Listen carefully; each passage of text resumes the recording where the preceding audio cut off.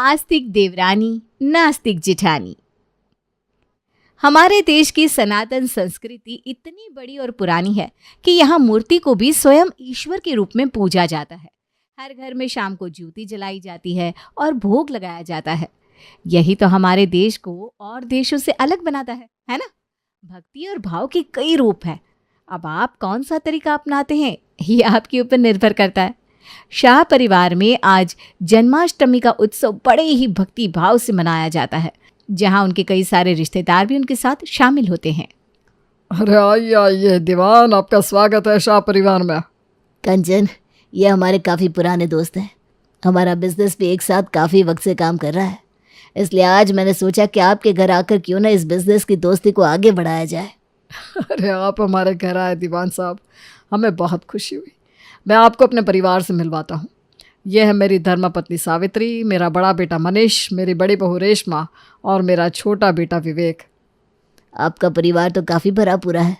बहुत खुशी हुई आपसे मिलकर, सच में। आप मेरी पत्नी कंचन से तो मिल ही चुके हैं।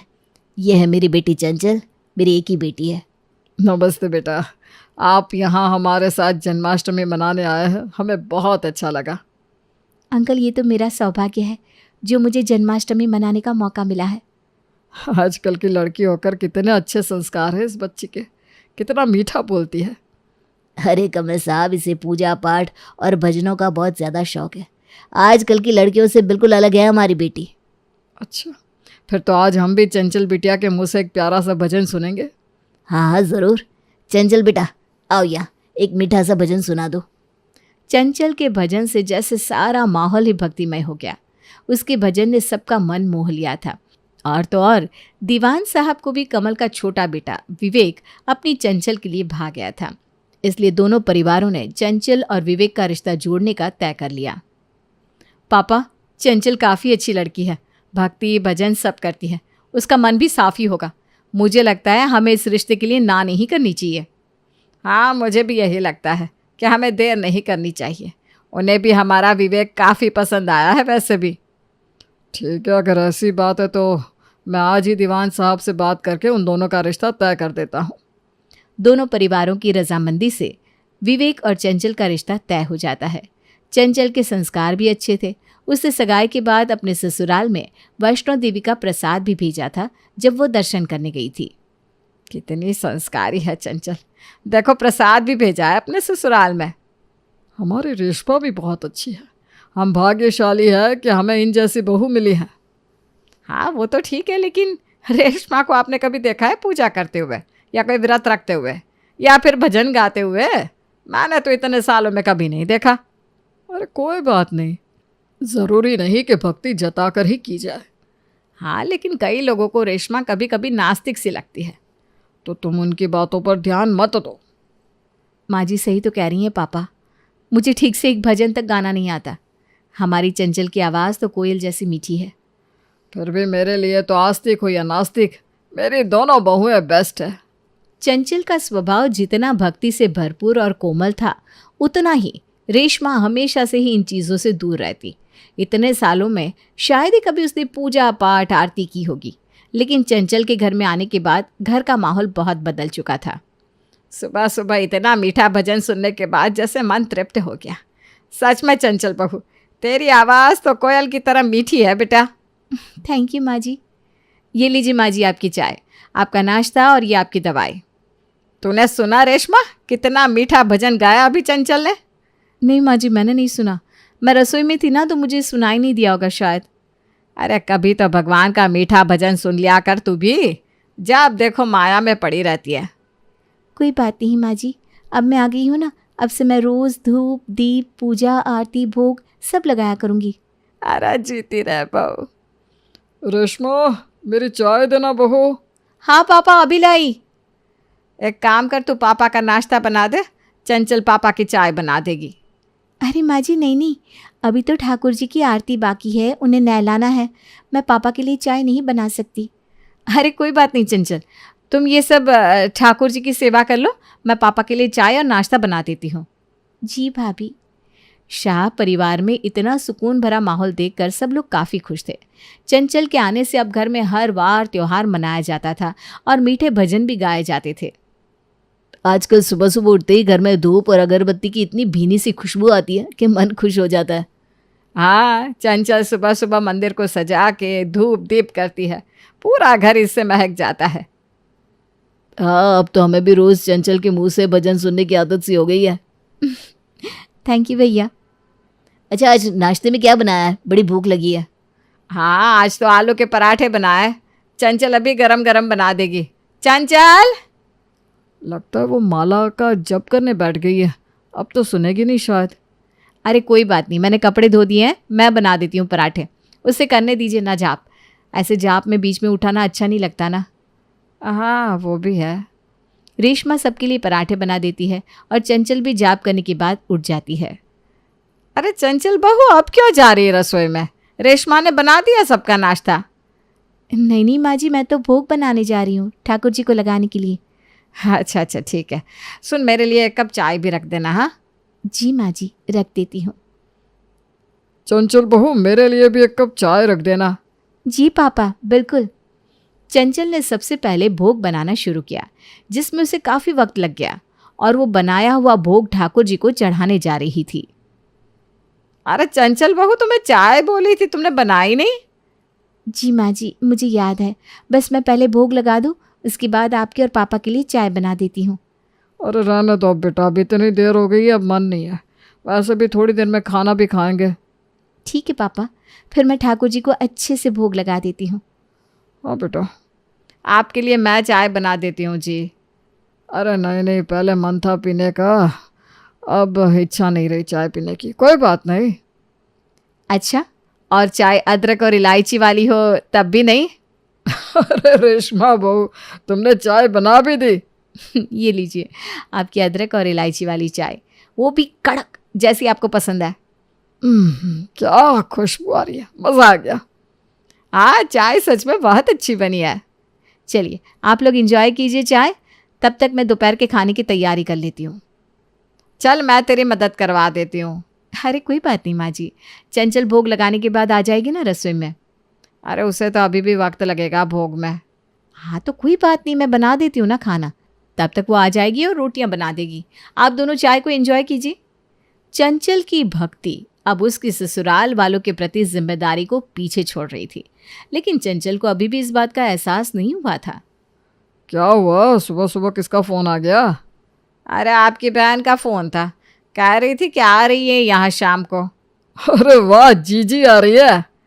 हाँ जीजी तो आ रही है, कह रही थी विवेक की शादी के बाद छोटी बहू से कुछ बात भी नहीं की, इसलिए उससे मिल भी लेंगी और शगुन भी दे देंगी मुँह दिखाए का। अच्छा अच्छा, एक काम करना, उन्हें रात का खाना खाए बिना जाने मत देना, ठीक है?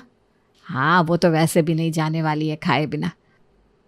अगर उन्हें ऐसे ही जाने दिया तो पूरे खानदान में बोलती रहेंगी, सावित्री ने बिना खाना खिलाए भेज दिया।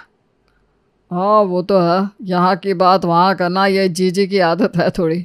अरे थोड़ी नहीं, बहुत है, इसीलिए तो वो जब भी आती है हम पूरी तैयारी करके रखते हैं। आज तो रेशमा बहू है भी नहीं घर पे, उसके मायके गई है, शायद उसे रात को आते आते भी देरी हो जाएगी। अरे कोई बात नहीं, जीजी रेशमा से तो कई बार मिलती रहती है, मुझे पता है आज तो वो खासकर चंचल से मिलने ही आ रही है। बुआ जी के आने की खबर सावित्री ने चंचल को दे दी थी, लेकिन हमारी चंचल जी को अपनी शाम की पूजा और आरती से फुर्सत ही नहीं मिल रही थी। अरे चंचल, अभी तक तुमने खाने की तैयारी नहीं करी? माँ जी आपको पता है ना, मैं संध्या आरती के बाद ही कुछ करती हूँ। हाँ बेटा मैं जानती हूँ, लेकिन जीजी कभी भी आती होंगी अब। लेकिन मैं पूजा नहीं छोड़ सकती माँ जी। अरे बहू, जब घर में कोई मेहमान आने वाले हो तो ये सब बाद में भी तो कर सकते हैं। अरे आप ये कैसी बात कर रही हैं माँ जी, भगवान को पहले रखना चाहिए, मैं ये पाप नहीं कर सकती। मैं तो सबसे पहले संध्या आरती ही करूँगी, फिर ही रसोई में जाऊँगी। तब तो जीजी भी आ जाएंगी।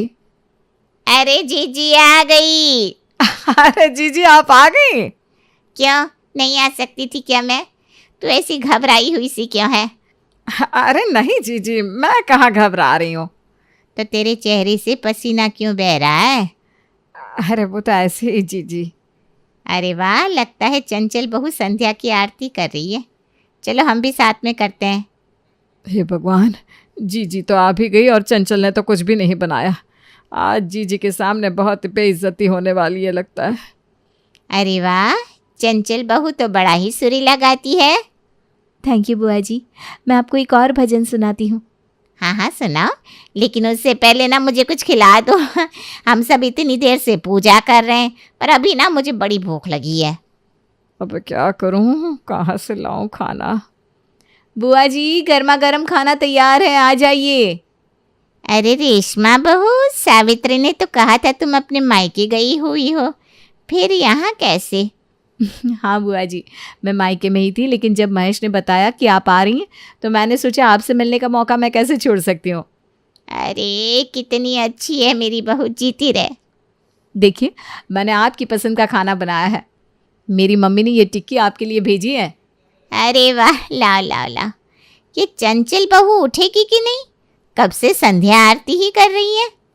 हाँ, उससे ना थोड़ा वक्त लगता है आरती में। रेशमा बहू, बहुत अच्छा खाना बना है सच में। थैंक यू बुआ जी। ये आप हलवा खाइए ना, लीजिए। रेशमा बुआ जी को खाना खिला देती है और चंचल उसी वक्त बुआ जी के पास आती है प्रसाद लेकर। बुआ जी, आप बहुत भाग्यशाली हैं कि आपने संध्या आरती को देखा। ये लीजिए प्रसाद आपके लिए। ये प्रसाद मेरे मामा जी ने हरिद्वार से भेजा है। लाओ लाओ बेटा।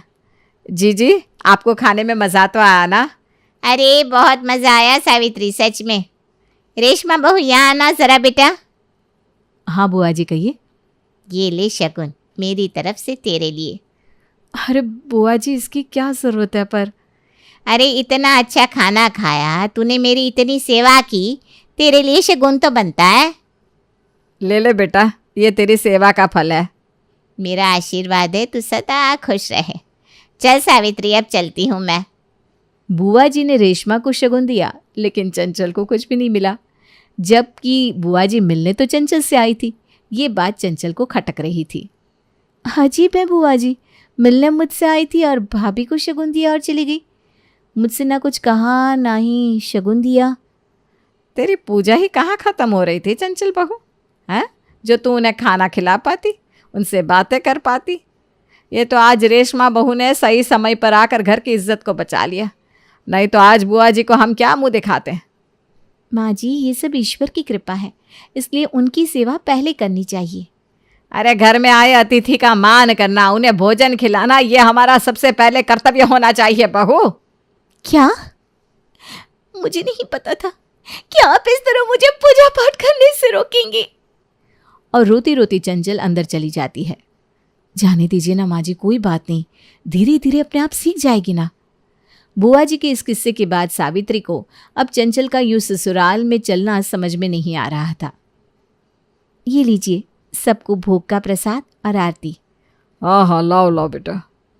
आज रेशमा ने सबके लिए दम आलू की सब्जी और पराठे बनाए हैं, साथ में बूंदी का रायता और मसाला पापड़ भी। अरे वाह, आज तो मज़ा ही आ गया सच में। पापा, आपको कम मिलेगा, आपका कोलेस्ट्रॉल अभी अभी कंट्रोल हुआ है। अरे वो भी तेरी वजह से बहू, तूने पापा की इतनी सेवा जो की है। सच में भाभी, आपने पापा का जितना ख्याल रखा है शायद ही हम में से कोई रख पाता। अरे तुम सब तो इस तरह से बात कर रहे हो जैसे मेरे पापा ही नहीं है। मेरा फर्ज है उनकी सेहत का ध्यान रखना। आप सब सिर्फ भाभी की इतनी तारीफ किए जा रहे हैं। मैंने पापा के लिए कितनी बार पूजा पाठ किया, व्रत रखे, उसका क्या? चंचल, असली पूजा और भक्ति का फल तभी मिलता है जब आप घर के बड़ों की सेवा करते हैं, उनका मन खुश रखते हैं। ये तो शास्त्रों में भी लिखा हुआ है कि असली सेवा वो है जो किसी की खुशी के लिए की जाए। असली भक्ति है घर में आए मेहमान का मान करना, और ये सब गुण हमारी रेशमा में है। पर भाभी तो नास्तिक है, उसका क्या? बहु, नास्तिक का मतलब क्या होता है? वो जो ईश्वर में नहीं मानता हो, दूसरों को दुख पहुंचाता हो, कड़वे शब्द कहता हो। हमारी रेशमा बहू भगवान में बहुत विश्वास करती है, इसलिए उसने कभी तुम्हें पूजा पाठ करने से रोका नहीं। तुम्हारा काम भी वही करती रही। उसने हमारी दिल से सेवा की, हमें कभी दुखी नहीं किया। अब तुम्हें बताओ, कौन आस्तिक है और कौन नास्तिक? आस्तिक और नास्तिक, इस सवाल के बारे में आप लोग भी सोचिए और खुद तय कीजिए कि कौन आस्तिक कहलाने लायक है और कौन नास्तिक।